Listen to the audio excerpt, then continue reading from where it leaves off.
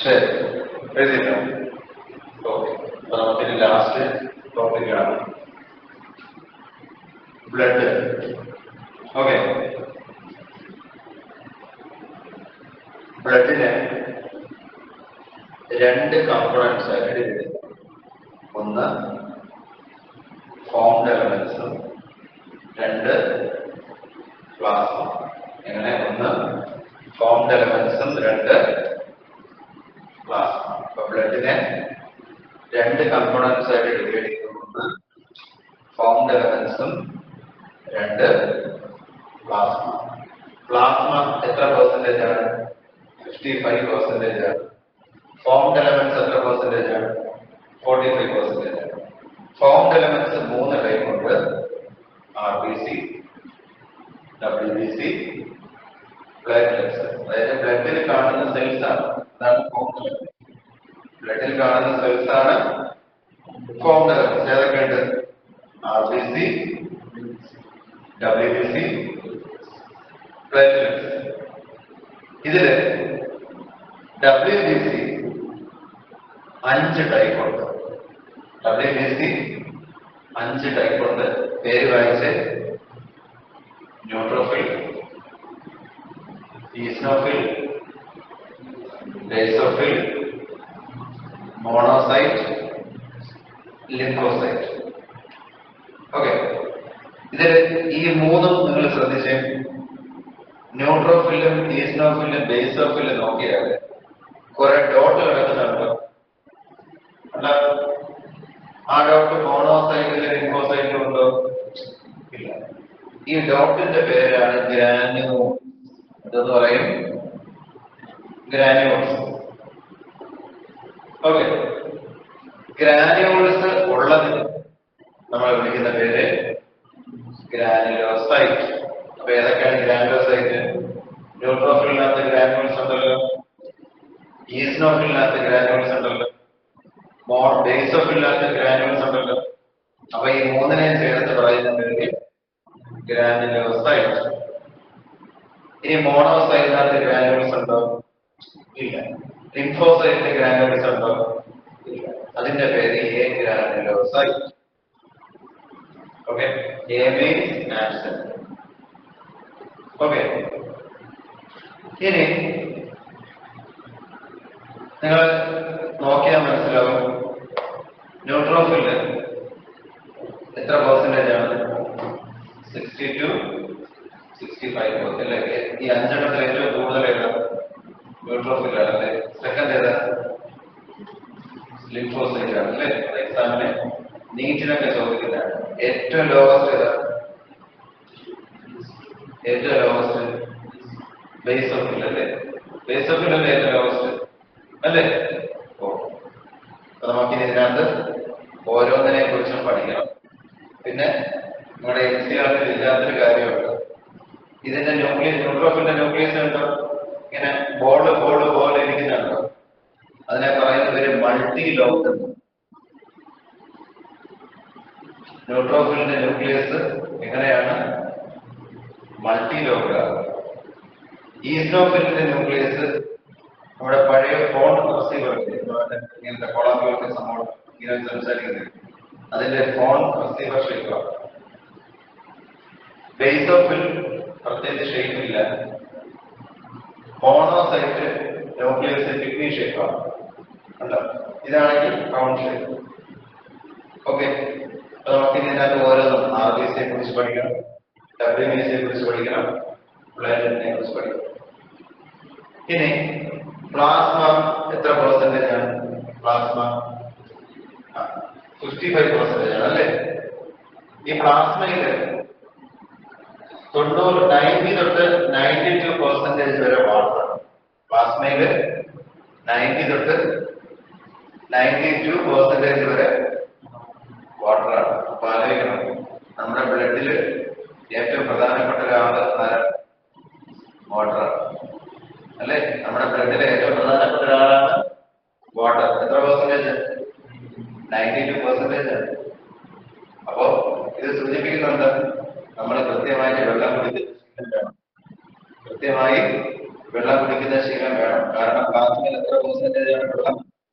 90 തൊട്ട് 92% ആണ്.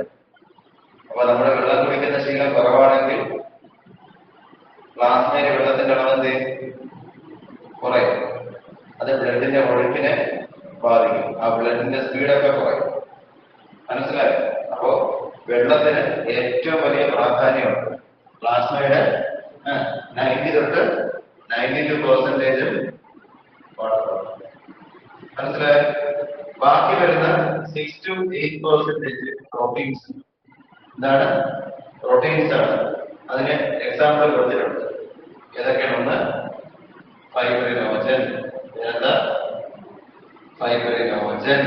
എന്തിനെ സഹായിക്കും? ബ്ലഡ് ക്ലോട്ട് ചെയ്യാൻ സഹായിക്കും. രണ്ടാമത്തെ ഗ്ലോബുലിൻ. എന്താണ്? ഗ്ലോബുലിൻ എന്തിനെ സഹായിക്കും? ഇമ്മ്യൂണിറ്റിക്ക് സഹായിക്കും. മൂന്നാമത്തത് ആൽബുമിൻ. എന്തിനെ സഹായിക്കും? Osmotic balance. എന്താണ് ഓസ്മോട്ടിക്? എന്താ ഓസ്മോട്ടിക് ബാലൻസ്? നമ്മള് സൊല്യൂഷൻ അറിയാലോ. സൊല്യൂഷൻ എന്ന് പറഞ്ഞാൽ വെള്ളം, സോൾവെന്റ്, സൊല്യൂഷൻ ചേർന്നതല്ലേ സൊല്യൂഷൻ. നമ്മുടെ ബ്ലഡിന് സൊല്യൂഷനാണ്. കാരണം ബ്ലഡിൽ എന്തുണ്ട്? സോൾവെന്റ് ഉണ്ടല്ലേ. ബാക്കിയുള്ള എല്ലാവരെയും കൂടെ ചേർത്ത് വിളിക്കുന്ന പേര് സൊല്യൂട്ട് അല്ലെ. അപ്പൊ ബ്ലഡില് സോൾവെന്റും ഉണ്ട്, സൊല്യൂട്ടും ഉണ്ട് അല്ലേ. ഇത് തമ്മിൽ ഒരു ബാലൻസ്, ഒരു ഇക്വിലിബ്രിയം. ആ ബാലൻസിന്റെ പേരാണ് ഓസ്മോട്ടിക് ബാലൻസ്. മനസ്സിലായോ? ബ്ലഡിലുള്ള വെള്ളം, സോൾവെന്റും ബ്ലഡിലുള്ള സൊല്യൂട്ടും തമ്മിൽ ഒരു ഇക്വിലിബ്രിയം, ബാലൻസ്. ആ ബാലൻസിനെ പറയുന്ന പേരാണ് ഓസ്മോട്ടിക് ബാലൻസ്. അത് കൺട്രോൾ ചെയ്യുന്നത് ആർക്കറോളുണ്ട്, ആൽബുമിന് കൊടുക്കും. മനസ്സിലായോ? ഇനി ബ്ലഡില് പ്ലാസ്മയില് മിനറൽസ് ഉണ്ട്. അതിന്റെ sodium, potassium, calcium, chlorine, bicarbonate, ഇതെല്ലാം. ഓക്കെ. പിന്നെ വേറെ എന്തൊക്കെയുണ്ട്? ഗ്ലൂക്കോസ് കാണുന്നുണ്ട്, അമിനോ ആസിഡ് കാണുന്നുണ്ട്, യൂറിയ, ഇതെല്ലാം നമ്മളിവിടെ കാണുന്നുണ്ട്, പ്ലാസ്മയില് കാണുന്നുണ്ട്. മനസ്സിലായോ? ഒന്നിനെ പറയണം. വേണം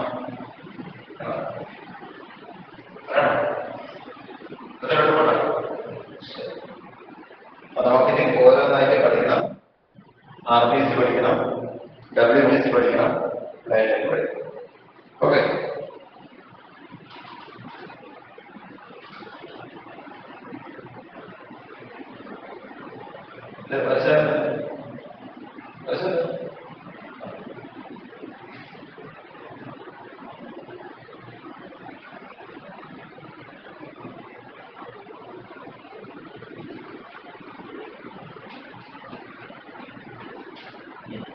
അതില് ഒരു പ്രധാനപ്പെട്ടതാണ് സെറം. എന്താണ് സെറം? ഈ പ്ലാസ്മയിൽ നിന്ന് ഇതിനെ മാറ്റുള്ളത് ആരെ മാറ്റുള്ളത്? ഫൈബ്രിനോജൻ അല്ലേ. അതേപോലെ ബ്ലഡ് ക്ലോട്ട് ചെയ്യാൻ സഹായിക്കുന്ന ആൾക്കാരെ കൂടെ മാറ്റുക. പ്ലാസ്മയിൽ നിന്ന് ആരെ മാറ്റണം? ബ്ലഡ് ക്ലോട്ട് ചെയ്യാൻ സഹായിക്കുന്ന ആൾക്കാരെ മാറ്റുക എന്ന് മാത്രമേ ഫൈബ്രിനോജൻ. അതേപോലത്തെ വേറെയും സബ്സ്റ്റൻസുകളുണ്ട് ബ്ലഡ് ക്ലോട്ടിങ്ങിനെ സഹായിക്കുന്നത്. അതിനെ മാറ്റണം. എന്നാൽ കിട്ടുന്നതാണ് serum. Plasma minus clotting factor. Plasma minus ഈ പ്ലാസ്മയിലെ ബ്ലഡ് ക്ലോട്ടിങ്ങിനെ സഹായിക്കുന്ന ആൾക്കാരെ മാറ്റുക. ബാക്കി വരുന്നതിനെ വിളിക്കുന്ന പേരാണ് സെറം. മനസ്സിലായി?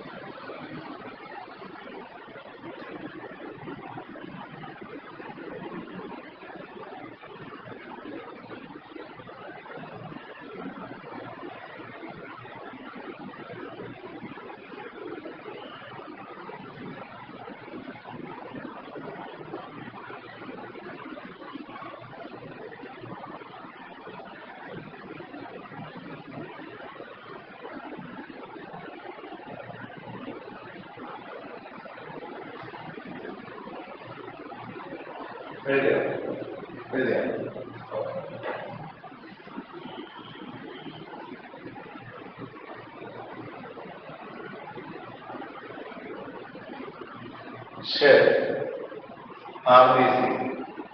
ആർബിസിയുടെ മറ്റൊരു പേരാണ് എറിത്രോസൈറ്റ്. ആർബിസി മറ്റൊരു പേരെന്താ? Erythrocyte. Okay. RBC otherwise known as erythrocyte. ഇനി ആർബിസി എവിടെ നിന്നാണ് ഉണ്ടാകുന്നത്? Bone marrow. എവിടെ നിന്നാണ് ഉണ്ടാകുന്നത്? Bone marrow. നമ്മൾ തന്നെ പറയുന്ന പേര് റെഡ് ബോൺ മാരോ എന്ന് പറയും. അതെന്ന് പറയും റെഡ് ബോൺ മാരോ. ബോൺ മാരോയിൽ നിന്ന് ആർബിസി ഉണ്ടാകുന്ന പ്രോസസ്സിനെ പറയുന്ന പേര് erythropoiesis. Process of formation of RBC from bone marrow erythropoiesis. Okay, മനസ്സിലായോ? അടുത്ത ആർബിസിക്ക് ന്യൂക്ലിയസ് ഇല്ല. മെച്ചുവർ ആർബിസിക്ക് ന്യൂക്ലിയസ് ഇല്ല. ഡബ്ല്യൂബിസിക്ക് ന്യൂക്ലിയസ് ഉണ്ട്. Multi shape, phone receiver shape. പക്ഷെ ആർബിസിക്ക് എന്തില്ല? ന്യൂക്ലിയസ് ഇല്ല. പിന്നെ ആർബിസി ഇതേപോലെ ബൈകോൺകേവ് ഡിസ്ക് ഷേപ്പാണ്. ബൈകോൺകേവ് ഡിസ്ക് ഷേപ്പാണ്. ബൈകോൺകേവ് ഡിസ്ക് ഷേപ്പാണ്. ആർബിസിയുടെ ഷേപ്പ് ബൈകോൺകേവ് ഡിസ്ക് ഷേപ്പാണ്. ഇതുകൊണ്ടുള്ള ഗുണം, ഈ ഡിസ്ക് ഷേപ്പ് ഉള്ളതുകൊണ്ടുള്ള ഗുണം, ബൈകോൺകേവ് ഷേപ്പ് ഉള്ളതുകൊണ്ടുള്ള ഗുണം, ഓക്സിജനെയും കാർബൺ ഡൈ ഓക്സൈഡിനെയും ട്രാൻസ്പോർട്ട് ചെയ്യാൻ പറ്റും. ഓക്സിജനെയും കാർബൺ ഡൈ ഓക്സൈഡിനെയും ട്രാൻസ്പോർട്ട് ചെയ്യാൻ പറ്റും. ഇനി ആർബിസിക്കകത്ത് നമുക്ക് ഹീമോഗ്ലോബിനെ കാണാം. ആർബിസിക്കകത്ത് നമുക്ക് ആരെ കാണാം? ഹീമോഗ്ലോബിനെ കാണാം. ഒരു ഹീമോഗ്ലോബിനിൽ അറ്റാച്ച് ചെയ്ത് 4 അയണുണ്ട്. ഒരു ഹീമോഗ്ലോബിൻ അറ്റാച്ച് ചെയ്ത് 4 അയണുണ്ട്. ഓക്കെ, ഒരു അയോണിന് ഒരു ഓക്സിജനെ ക്യാരി ചെയ്യാൻ പറ്റും. അങ്ങനെ 4 അയണിന് 4 മോളിക്യൂൾ ഓക്സിജനെ ക്യാരി ചെയ്യാൻ. ഒരു ഹീമോഗ്ലോബിന് 4 മോളിക്യൂൾ ഓക്സിജനെ ക്യാരി ചെയ്യാൻ. ഒരു ഹീമോഗ്ലോബിന് 4 മോളിക്യൂൾ ഓക്സിജനെ ക്യാരി ചെയ്യാൻ പറ്റും. പഠിച്ച മനസ്സിലായി? ഇനി ആർബിസിയുടെ നോർമൽ വാല്യൂ 5.5 മില്യൺ. 5.5 മില്യൺ ആണ്. Okay, lower limit 5 upper limit 5.5 million. ഇനി കുറഞ്ഞ ആർബിസിയുടെ എണ്ണം കുറഞ്ഞ അസുഖത്തിന്റെ പേര് അനീമിയ. ആർബിസിയുടെ എണ്ണം കുറഞ്ഞ അസുഖത്തിന്റെ പേര് അനീമിയ. ആർബിസിയുടെ എണ്ണം കൂടിയ അസുഖത്തിന്റെ പേര് പോളിസൈത്തീമിയ. എന്ന് പറയും പോളിസൈത്തീമിയ. ഒരുപാട് കൂടിയ ബ്ലഡ് ക്യാൻസർ എന്ന് പറയും. ഒരുപാട് കൂടിയ ബ്ലഡ് ക്യാൻസർ, ആർബിസിയുടെ ബ്ലഡ് ക്യാൻസർ എന്ന് പറയും. മനസ്സിലായി? അടുത്ത് ആർബിസിയുടെ ആയുസ് 120 ദിവസം. ആർബിസിയുടെ ആയുസ് 120 ദിവസമാണ്. ഇനി 120 ദിവസം കഴിയുമ്പോൾ ആർബിസി സ്പ്ലീനിൽ പോയി നശിക്കും. ആർബിസി സ്പ്ലീനിൽ പോയി നശിക്കും. മനസ്സിലായോ? അപ്പൊ RBC red blood cell, otherwise known as erythrocyte. RBC formed from red bone marrow. The process of formation of RBC is erythropoiesis. Then RBC has no nucleus. Okay, the shape of RBC biconcave disc shape. RBC transport oxygen and carbon dioxide. Then RBC contain a pigment hemoglobin, which contain 4 iron, which carry 4 molecules of oxygen. Normal value 5.5 to 5.5 million. The lower value causes anemia. The increased value causes polycythemia. The lifespan of RBC 150 days. അതിനുശേഷം സ്പ്ലീനിൽ പോയി നശിക്കും. സ്പ്ലീനിനെ വിളിക്കുന്ന പേരാണ് graveyard of RBC. മനസ്സിലായോ? മനസ്സിലായോ? Spleen എന്ന് പറഞ്ഞാൽ നമ്മുടെ ബോഡിക്കകത്തുള്ള ഒരു ഓർഗനാണ്. ഈ ഓർഗൻ ഇതിനകത്ത് ലിംഫോസൈറ്റ് ഉണ്ട്. അപ്പൊ നമ്മുടെ കിഡ്നി, ലിവർ, ഹാർട്ട് അതേപോലെ കാണുന്ന ഒരു ഓർഗൻ സ്പ്ലീൻ. ഓക്കെ, അതിനകത്ത് നമുക്ക് ലിംഫോസൈറ്റിനെ കാണാം. പിന്നെ ഈ നമ്മുടെ ബോഡിയിലുള്ള അല്ലെങ്കിൽ നമ്മുടെ ബ്ലഡിലുള്ള ഒരുമാതിരിപ്പെട്ട വേസ്റ്റുകളൊക്കെ അവിടെ പോലെയാണ് നശിക്കുന്നത്. അപ്പൊ നമ്മുടെ RBC, WBC അതിനൊക്കെ ആയുസുണ്ട്. ആയുസ് തീർന്നാൽ ഇത് RBCനെ കണ്ടില്ലേ 120 ദിവസം ആയുസുള്ളൂ. അത് കഴിഞ്ഞ് ഇത് നേരെ സ്പ്ലീനിലോട്ട് പോയി നശിക്കും. നമ്മുടെ ബോഡിയുടെ ഉള്ളിലുള്ള ഒരു ഓർഗനാണ് സ്പ്ലീൻ. ഓക്കെ, അപ്പം മെയിനായിട്ട് അതിനകത്ത് ലിംഫോസൈറ്റ് ഉണ്ട്. പിന്നെ നമ്മുടെ ബ്ലഡിലുള്ള അൺവാണ്ടഡ് ആയിട്ടുള്ള സെല്ലുകൾ അതിന്റെ ലൈഫ് സ്പാൻ കഴിഞ്ഞാൽ സ്പ്ലീനിൽ പോയി നശിക്കും. മനസ്സിലായോ? ശരി. അടുത്ത നോക്കി പറയുന്നത് WBC.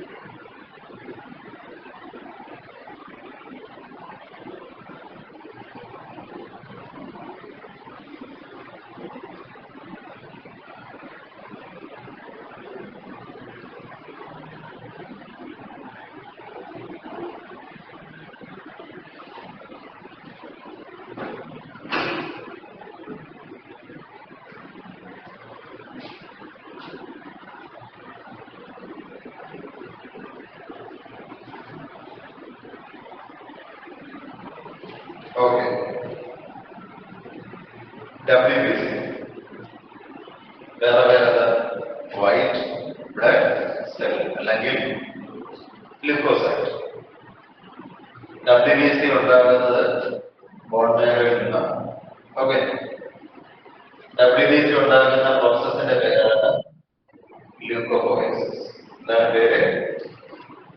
ല്യൂക്കോപോയസിസ്. മറ്റത് എറിത്രോപോയസിസ്, ഇത് ല്യൂക്കോപോയസിസ്. പിന്നെ നമ്മൾ നേരത്തെ പറഞ്ഞു ഇതിന് എന്തുണ്ട്? ന്യൂക്ലിയസ് ഉണ്ട് അല്ലെ? ന്യൂക്ലിയസിന് പല ഷേപ്പുകളുണ്ട് അല്ലെ? RBCക്ക് ന്യൂക്ലിയസ് ഉണ്ടായിരുന്നോ? ഇല്ല. ഇതിനെന്തുണ്ട്? ന്യൂക്ലിയസ് ഉണ്ട്. പിന്നെ ഹീമോഗ്ലോബിൻ ഇല്ല. ഹീമോഗ്ലോബിൻ WBCയില് ഇല്ല. പിന്നെ ഫങ്ഷൻ ഇമ്മ്യൂണിറ്റി ആണ്. നോർമൽ വാല്യൂ 6000 തൊട്ട് 8000 വരെയാണ്. മറ്റേത്ര 5 to 5.5 മില്യൺ ആണ്. വ്യത്യാസം കിട്ടി, അത് മില്യൺ ആണ്. എത്രയുള്ളൂ? 6000 തൊട്ട് 8000 വരെ ഉള്ളൂ. പിന്നെ ഇതിന് ലൈഫ് സ്പാൻ ഉണ്ട്. ലൈഫ് സ്പാൻ 12 to 20 ഡേയ്സേ ഉള്ളൂ. മറ്റേത് 120 ഡേയ്സ് ആണ്. ഇത് 12 to 20 ഡേയ്സ് ഒക്കെ ഉള്ള ലൈഫ് സ്പാൻ. പിന്നെ WBC കുറഞ്ഞാൽ അസുഖത്തിന്റെ പേര് ല്യൂക്കോപീനിയ. ഇമ്മ്യൂണിറ്റി കുറയും. WBC കുറയുന്ന അവസ്ഥയാണ് ല്യൂക്കോപീനിയ. ഇമ്മ്യൂണിറ്റി കുറയും. WBC കൂടുന്ന അവസ്ഥ ല്യൂക്കോസൈറ്റോസിസ്. ല്യൂക്കോസൈറ്റോസിസ് ഒരുപാട് കൂടിയാണ്. അതായത് ഈ 8000 എന്നുള്ളത് 25,000 വന്നാൽ ല്യൂക്കോസൈറ്റോസിസ് എന്ന് പറയാം. ല്യൂക്കോസൈറ്റോസിസ്. പക്ഷെ 50,000-നും 1,00,000 ഇടയിൽ വന്നു കഴിഞ്ഞാൽ എങ്കിൽ ക്യാൻസർ ആണ്. WBCയിലുള്ള ക്യാൻസർ. മറ്റത് RBCയിലെ ക്യാൻസർ. ഇതേതാണ് WBCയിലെ ക്യാൻസർ. അതിന്റെ പേരാണ് ലുക്കീമിയ. ലുക്കീമിയ എന്ന് പറയുന്നത് it's A blood cancer. Leukaemia എന്ന് പറഞ്ഞാൽ ബ്ലഡ് ക്യാൻസർ ആണ്. അത് WBCയുടെ എമൗണ്ട് 1,00,000 മുകളിൽ കൂടും. 1,00,000-നേക്കാൾ കൂടുതൽ വരുന്ന കണ്ടീഷനാണ് ലുക്കീമിയ. ചെറുതായിട്ട് കൂടിയാൽ ല്യൂക്കോസൈറ്റോസിസ്. അത് ചെറുതായിട്ട് കൂടി എന്ന് പറഞ്ഞാൽ ക്യാൻസർ ഒന്നുമല്ല. ക്യാൻസർ എന്ന് പറയണമെങ്കിൽ അത് ഇത്രയ്ക്ക് മുകളിൽ പോകണം. 1,00,000 മുകളിലേക്ക് പോകണം. എങ്കിൽ മാത്രം എന്ന് പറയുന്നത് ഒരു ക്യാൻസർ എന്നാണ് പറയാൻ പറ്റും. ലുക്കീമിയ എന്നാണ് പറയുന്നത് കേട്ടോ. പിന്നെ 5 ടൈപ്പ് ഉണ്ടെന്ന് പറഞ്ഞു. ഏതൊക്കെ? Neutrophil, eosinophil, basophil, monocyte, lymphocyte. അതില് ന്യൂട്രോഫിലിന്റെ ഫംഗ്ഷൻ ഫാഗോസൈറ്റോസിസ്. ഫംഗ്ഷൻ നമുക്കറിയല്ലേ? ഇതിന്റെ ഫ്രണ്ടില് ഏതെങ്കിലും ഫോറിൻ ബോഡി വന്നാൽ അതിനെ വിഴുങ്ങി അകത്താക്കും. ഫാഗോസൈറ്റോസിസ് അല്ലേ? വിഴുങ്ങി അകത്താക്കും. പിന്നെ ന്യൂട്രോഫിലിന് അറിയപ്പെടുന്നത് സോൾജിയർ ഓഫ് ദി ബോഡി. എൻട്രൻസിനൊക്കെ ചോദിക്കുന്നതാണ്. ന്യൂട്രോഫിലിന് അറിയുന്നത് എന്താണ്? സോൾജിയർ ഓഫ് ദി ബോഡി എന്നാണ്. ഇനി eosinophil. Eosinophil causes allergy. Eosinophil causes allergy. Eosinophil എന്തിനു കാണും? ഈസ്നോഫിലിന്റെ അളവ് കൂടിയാൽ എന്തുണ്ടാവും? അലർജി ഉണ്ടാവും. അല്ലെ? ശ്രദ്ധിച്ചിട്ടില്ലേ? ആസ്മ. ആസ്മ എന്ന് പറഞ്ഞാൽ അലർജിയാണ്. ആസ്മ ഉള്ള രോഗിക്ക് എന്തിന്റെ അളവ് കൂടുതലായിരിക്കും? ഈസ്നോഫിലിന്റെ അളവ് കൂടുതലായിരിക്കും.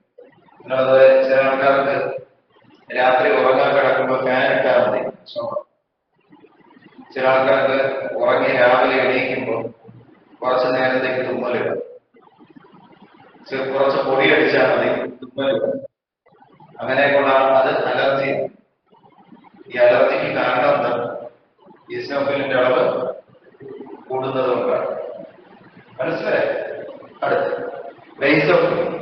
ബേസോഫിൽ 3 ടൈപ്പ് കെമിക്കൽസ് ഉണ്ടാകും.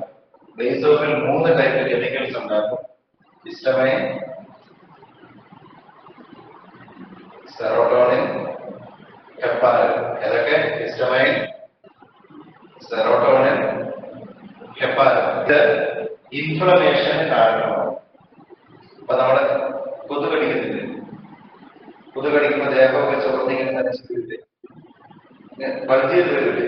അതാണ് ഇൻഫ്ലമേഷൻ. അതിന് കാരണം എന്താണ്? ബേസോഫിലാണ്. മനസ്സിലായോ? ഇനിയുള്ളത് മോണോസൈറ്റ്. ഇതുപോലെ തന്നെ ഫാഗോസൈറ്റോസിസ്. ഏതെങ്കിലും ഫ്രണ്ടിൽ വന്ന ഉടനെ ഫാഗോസൈറ്റോസിസ്. ഓക്കെ, അടുത്ത് ലിംഫോസൈറ്റ്. ലിംഫോസൈറ്റ് അത് നിങ്ങൾ പ്രത്യേകം പഠിക്കേണ്ടതാണ്. ലിംഫോസൈറ്റ് രണ്ട് ടൈപ്പ് ഉണ്ട്. ഒന്ന് ബി ലിംഫോസൈറ്റ്, ടി ലിംഫോസൈറ്റ്. അതെ, ഇത് സെപ്പറേറ്റ് ആയിട്ട് പഠിക്കണം. ലിംഫോസൈറ്റ് രണ്ട് ടൈപ്പ് ഉണ്ട്. ഒന്ന് B lymphocyte, T lymphocyte. B എന്ന് പറഞ്ഞാൽ ബോൺ മാരോ, ടി എന്ന് പറഞ്ഞാൽ തൈമസ്. തൈമസ് അറിയാമോ? ഇവിടെ ഇപ്പൊ പഠിക്കും, അടുത്ത ചാപ്റ്ററിൽ പഠിക്കും. തൈമസ് എന്ന് പറഞ്ഞാൽ ഒരു ഗ്ലാൻഡ്. അവിടെ തൈറോയ്ഡ് ഗ്ലാൻഡ് ഇല്ലേ? തൈറോയ്ഡ് അറിയാലോ, തൈറോയ്ഡ്, അഡ്രീനൽ ഗ്ലാൻഡ്, അതേപോലെ ഒരു ഗ്ലാൻഡാണ് തൈമസ്. നമ്മുടെ ഇവിടെ ചെസ്റ്റിലുണ്ട്. ഇവിടെ ഇവിടുത്തെ ബോണിൽ ലിസ്റ്റ് വേണം. അതിന്റെ അടുത്തായിട്ട് കാണുന്ന ഒരു ഗ്ലാൻഡാണ് തൈമസ് ഗ്ലാൻഡ്. മനസ്സിലായോ? ഇത് ഞാൻ പറയുന്നത് ശ്രദ്ധിച്ചോ. ഈ പറയുന്ന എല്ലാ WBC ഉണ്ടാകുന്നത് ബോൺ മാരോയിലാണ്. എല്ലാ WBC ഉണ്ടാകുന്നവിടെ ബോൺ മാരോയിലാണ്. ന്യൂട്രോഫിൽ ഉണ്ടാകുന്നവിടെ ബോൺ മാരോ, ഈസോഫിൽ ഉണ്ടാകുന്നവിടെ ബോൺ മാരോ, ബേസോഫിൽ ഉണ്ടാകുന്നവിടെ ബോൺ മാരോ, മോണോസൈറ്റ് ഉണ്ടാകുന്നവിടെ ബോൺ മാരോ, ലിംഫോസൈറ്റ് ഉണ്ടാകുന്നവിടെ അതും ബോൺ മാരോ. അപ്പൊ എല്ലാ WBC ഉണ്ടാകുന്നതോടെ ബോൺ മാരോയിലാണ്. ഇനി ഞാൻ പറഞ്ഞ ശ്രദ്ധിച്ചോളെ.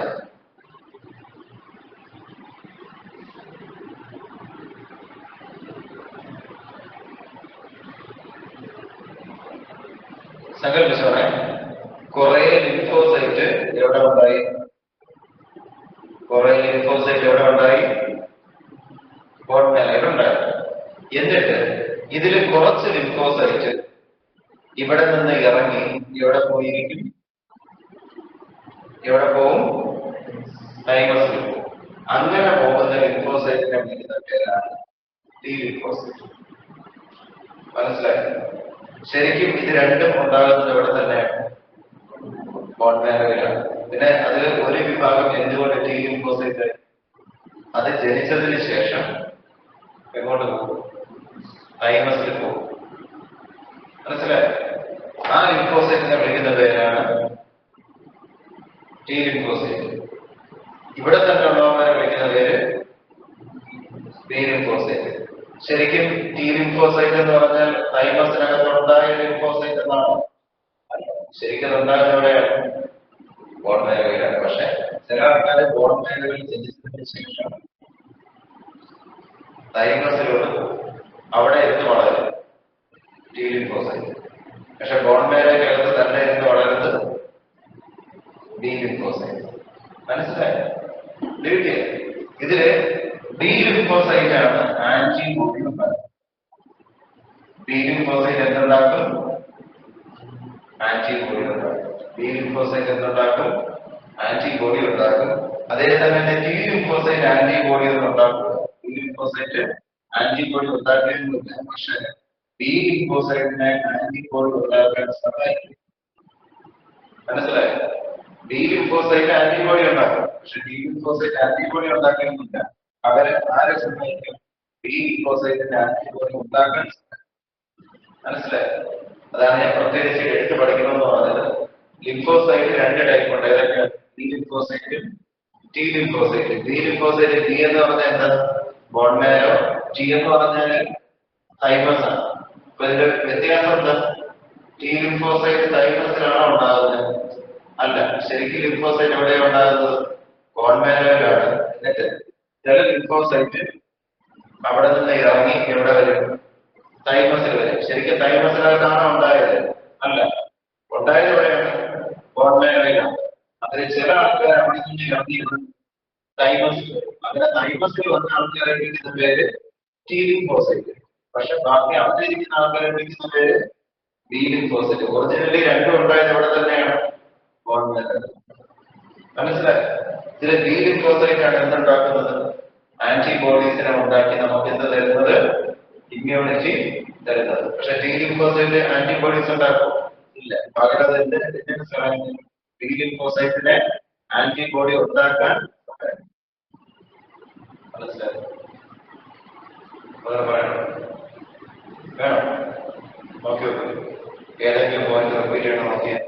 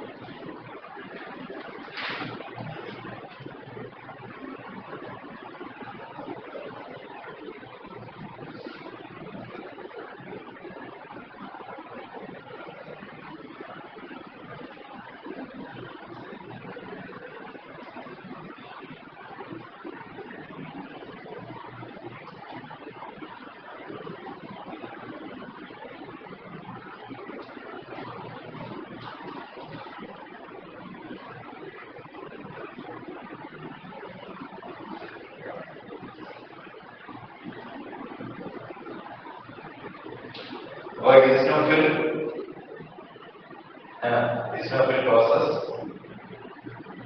allergic reaction. Basophil causes inflammatory reaction. അല്ലേ? Basophil ഏതൊക്കെ കെമിക്കൽസിനെ സെപ്പറേറ്റ് ചെയ്യും? Histamine, serotonin, heparin. Okay.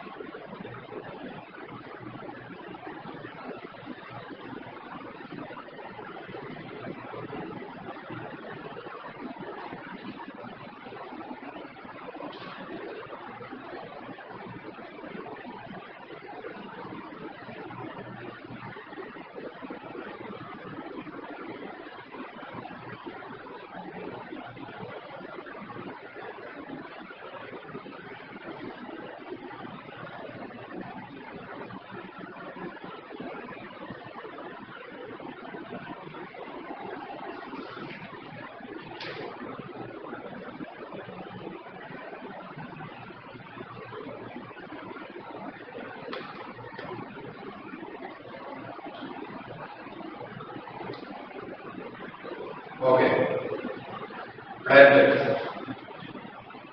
ഇപ്പൊ പ്ലേറ്റ്ലെറ്റ്സിന്റെ വേറെ പേര് ത്രോംബോസൈറ്റ്. ഇതാണ് പേര് ത്രോംബോസൈറ്റ്. ഇതും ഉണ്ടാകുന്നത് എവിടെ നിന്ന് തന്നെയാണ്? ബോൺ മാരോയിലാണ്. ആ പ്രോസസ്സിന്റെ പേരാണ് ത്രോംബോപോയസിസ്. എറിത്രോപോയസിസ്, ല്യൂക്കോപോയസിസ്, ത്രോംബോപോയസിസ്. ഇനി ബോൺ മാരോയ്ക്കകത്ത് ഒരു സ്പെഷ്യലൈസ്ഡ് സെല്ല് കാണുന്നു. ആ സെല്ലിന്റെ പേരാണ് മെഗാകാരിയോസൈറ്റ്. ബോൺ മാരോയ്ക്കകത്ത് കാണുന്ന ഒരു സ്പെഷ്യലൈസ്ഡ് സെല്ലിന്റെ പേരാണ് മെഗാകാരിയോസൈറ്റ്. ഈ സെല്ല് ഇങ്ങനെ കുഞ്ഞു കുഞ്ഞ് ഫ്രാഗ്മെന്റ്സുകളായിട്ട് ഇങ്ങനെ മാറും. ഈ സെല്ലിൽ നിന്ന് കുഞ്ഞു കുഞ്ഞു ഫ്രാഗ്മെന്റ്സുകൾ, സെൽ ഫ്രാഗ്മെന്റ്സ് ഉണ്ടാവും. ഈ സെൽ ഫ്രാഗ്മെന്റ്സ് ആണ് എന്തായിട്ട് കൺവേർട്ട് ചെയ്യുന്നത്? പ്ലേറ്റ്ലെറ്റ് ആയിട്ട് മാറുന്നത്. മനസ്സിലായോ? ബോൺ മാരോയ്ക്കകത്ത് കാണുന്ന സ്പെഷ്യലൈസ്ഡ് സെല്ലിന്റെ പേരാണ് മെഗാകാരിയോസൈറ്റ്. ഓക്കെ, ഈ സെല്ലിൽ നിന്ന് ഇങ്ങനെ ചെറിയ ചെറിയ കുഞ്ഞു കുഞ്ഞു സെൽ ഫ്രാഗ്മെന്റ്സുകൾ ഉണ്ടാവും. അത് എന്തായിട്ട് കൺവേർട്ട് ചെയ്ത് പ്ലേറ്റ്ലെറ്റ് ആയിട്ട് മാറും. ഇതിന് ന്യൂക്ലിയസ് ഒന്നുമില്ല കേട്ടോ, ന്യൂക്ലിയസ് ഒന്നുമില്ല. ഇതിന്റെ ഫംഗ്ഷൻ എന്ന് പറയുന്നത് ബ്ലഡ് ക്ലോട്ടിംഗ് ആണ്. ഇതിന് ന്യൂക്ലിയസ് ഒന്നുമില്ല. ഫംഗ്ഷൻ എന്ന് പറയുന്നത് ബ്ലഡ് ക്ലോട്ടിംഗ് ആണ്. പിന്നെ ഇതിന്റെ നോർമൽ വാല്യൂ 1.5 ലക്ഷം തൊട്ട് 3.5 ലക്ഷം വരെ. ആലോചിക്കുക, RBC value 5 to 5.5 million.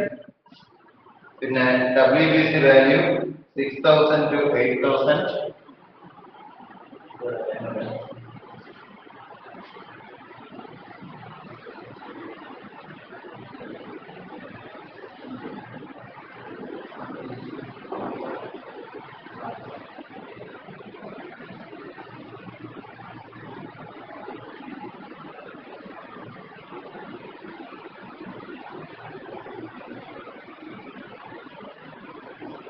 Okay, so platelet value is 1.5 lakh to 3.5 lakh. ഇനി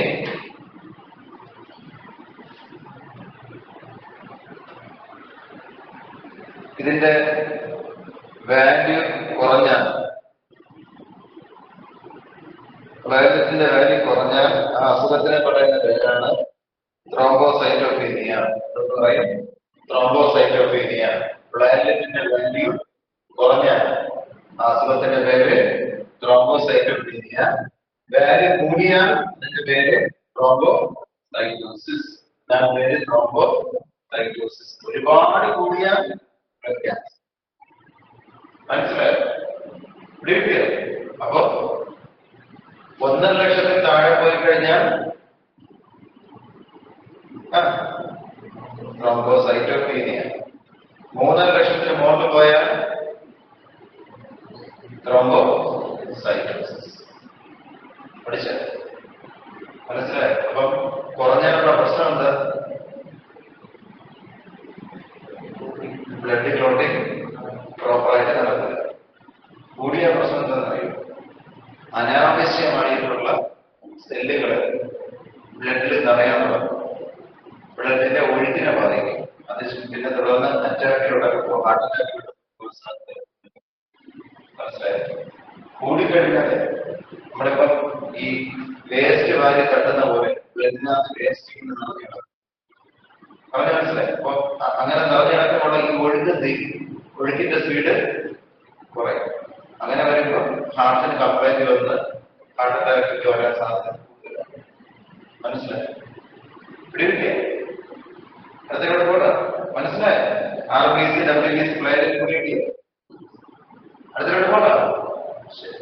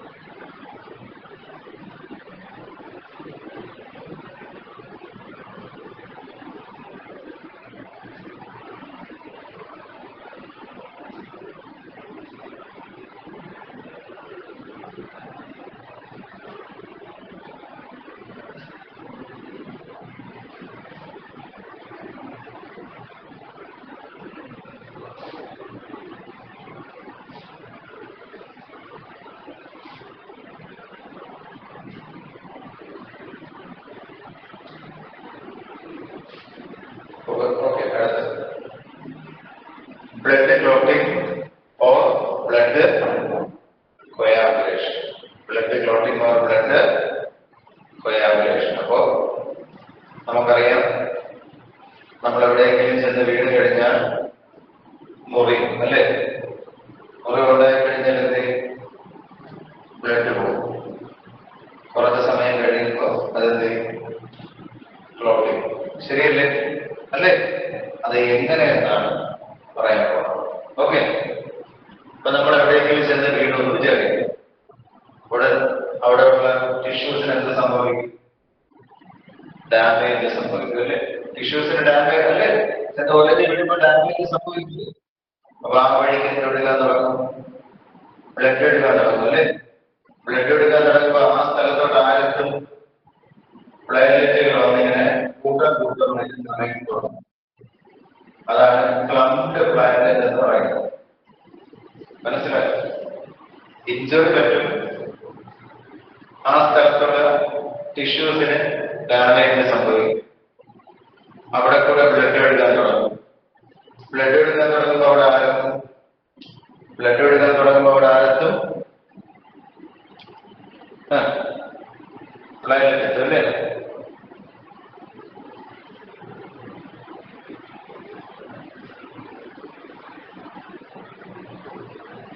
ഓക്കെ, അപ്പൊ നമ്മുടെ ഇഞ്ചുറി പറ്റുന്നു, എന്ത് സംഭവിക്കും? ടിഷ്യൂസിന് ഡാമേജ് ഉണ്ടാവും.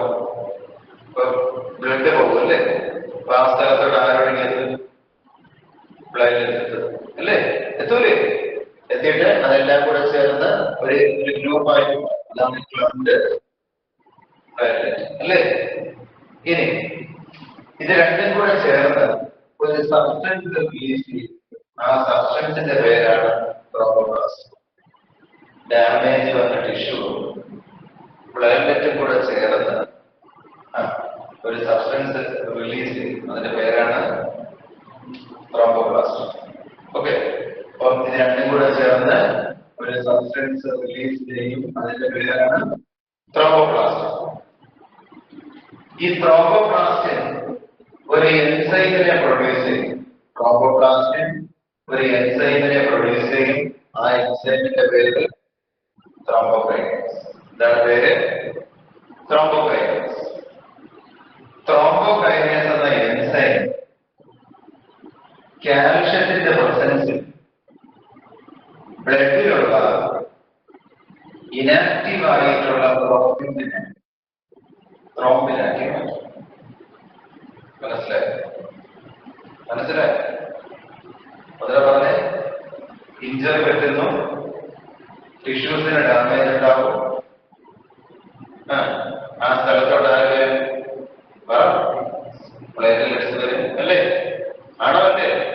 പ്ലേറ്റ്ലെറ്റ്സ് വരില്ലേ? അടുത്തത് ഈ ഡാമേജ്ഡ് ടിഷ്യൂ പ്ലേറ്റ്ലെറ്റ്സും കൂടെ ഒരു സബ്സ്റ്റൻസ് റിലീസ് ചെയ്യും. അതിന്റെ പേരെന്താണ്? ത്രോംബോപ്ലാസ്റ്റിൻ. പേരെന്താ? ത്രോംബോപ്ലാസ്റ്റിൻ. ത്രോംബോപ്ലാസ്റ്റിൻ ഒരു എൻസൈമിനെ ഉണ്ടാക്കും. അതിന്റെ പേരെന്താണ്? ത്രോംബോകൈനേസ്. ത്രോംബോകൈനേസ് എന്ന എൻസൈം കാൽഷ്യത്തിന്റെ പ്രസൻസിൽ ബ്ലഡിലുള്ള ഇനാക്റ്റീവ് ആയിട്ടുള്ള ത്രോംബിനാക്കി മാറ്റും. അത് ആക്റ്റീവ് ആണ്. ഓക്കെ, ത്രോംബിൻ എന്നത് ബ്ലഡിലുള്ള ഇനാക്റ്റീവ് ആയിട്ടുള്ള നേരത്തെ നമ്മൾ ഫൈബ്രോയിഡ് പഠിച്ചിട്ട് ഫൈബ്രോയിഡ് ഗ്ലോബുലിൻ ആൽബുമിൻ പറഞ്ഞിട്ട് ത്രോംബിൻ ബ്ലഡിലെ പ്ലാസ്മയിലുള്ള ഫൈബ്രിനോസിനെ കൺവേർട്ട് ചെയ്ത് ഫൈബ്രിൻ ആക്കി മാറ്റും. ഫൈബ്രിൻ ഈ പറഞ്ഞ പോലെ നെറ്റ്വർക്ക് ഷേപ്പാണ്. ഈ കാണുന്ന പോലെ നെറ്റ്വർക്ക് ഫോം ചെയ്യും. അതാണ് ഗ്ലോബുലിൻ. മനസ്സിലായോ? പറയാമോ?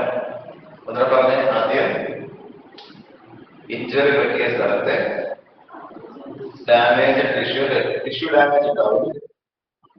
ആ ഭാഗത്തോട്ട് ആരെങ്കിലും പ്ലേറ്റ്ലെറ്റ്സ് വന്നിട്ട് ക്ലംപിംഗ് ഫോം ചെയ്ത് ക്ലംപ്ഡ് പ്ലേറ്റ്ലെറ്റ് ആയിട്ട് മാറും. കൂട്ടായിട്ട് മാറും. എന്നിട്ട് എന്തോ റിലീസ് ചെയ്യും? ഒരു സബ്സ്റ്റൻസ്. വേറെന്താ? ത്രോംബോപ്ലാസ്റ്റ്. അത് പിന്നെ എന്ത് ചെയ്യും? ഒരു എൻസൈമിനെ ഉണ്ടാക്കും. അതിന്റെ പേരെന്താ?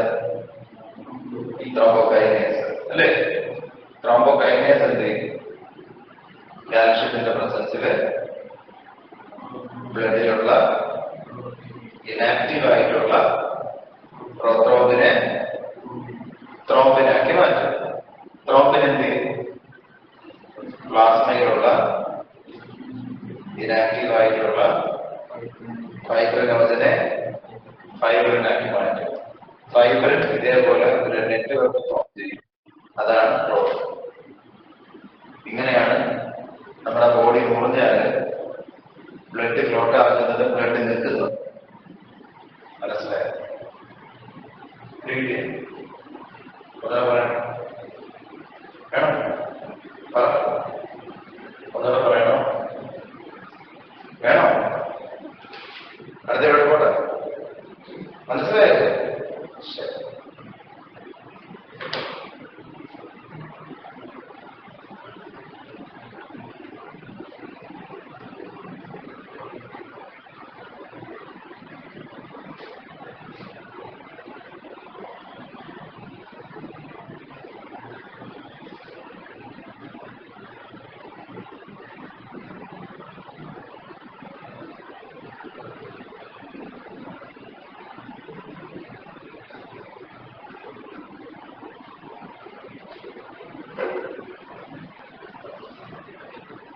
ഓക്കെ, ഞങ്ങൾക്ക് വേണം.